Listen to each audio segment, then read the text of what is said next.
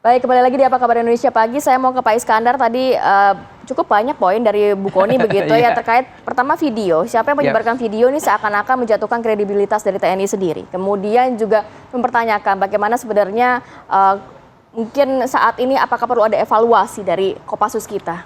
Ya kalau saya bilang ada 2 poin tadi itu ya, masalah video. Itu zaman sekarang teknologi, kita nggak bisa nutupin itu. Kejadian di Amerika baru berapa detik udah ada di sini kok, ya kan? Jadi kalau membocorkan ya mungkin saja tanda petik, tapi kalau saya lihat sudah tidak ada lagi apa istilahnya itu benteng tentang media ini. Jadi kita harus transparan semuanya. Ini yang pertama. Yang kedua tadi masalah Kopassus dengan Kostrad Battalion Rider itu kalau kita lihat di jurnal di artikel itu kan 5 besar dunia. Jadi kalau dilihat kemampuannya Kopassus dengan Rider itu hebat. Ya, bisa 1 lawan 20 orang mereka mampu kok. Dia bisa bergerak sendiri semua mereka. Sekarang pertanyaannya kenapa kejadian seperti ini? Ya. Nah, ini tentunya saya bilang tadi. Saya berkali-kali mengatakan masalah payung hukum. TNI itu kalau bergerak saya bilang tadi itu dia harus menggunakan Undang-Undang 34 pasal 7. Itu ada tugas pokok TNI. Tugas pokok TNI itu apa? Menjaga keutuhan wilayah kita dan juga negara kita ini. Bagaimana dia dikerjakannya? Nah, di situ ada perang atau selain perang, other than war. Nah, other than war itu bagaimana? Itu tadi ada 14 poin itu. Saya ingat banget loh, saya udah ngelotok banget. Mengatasi terorisme, mengatasi separatis bersenjata, mengatasi itu.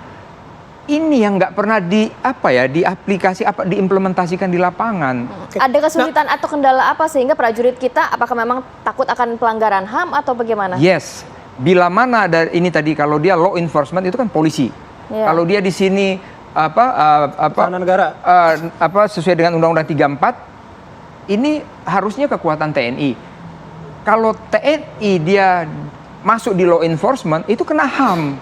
Nah begitu dia kena HAM, nanti resolusi PBB 2504 itu bisa rame lagi nanti. Saya coba membayangkan gini dengan apa yang disampaikan Pak Iskandar gitu. Kan kalau kita sama-sama mendengar kemarin bahwa operasi TNI ini dengan peristiwa ini kan berawal dari operasi menyelamatkan pilot Susi Air gitu. Yes. Nah, kemudian terjadilah peristiwa itu dalam kacamata TNI begitu ya Pak Iskandar.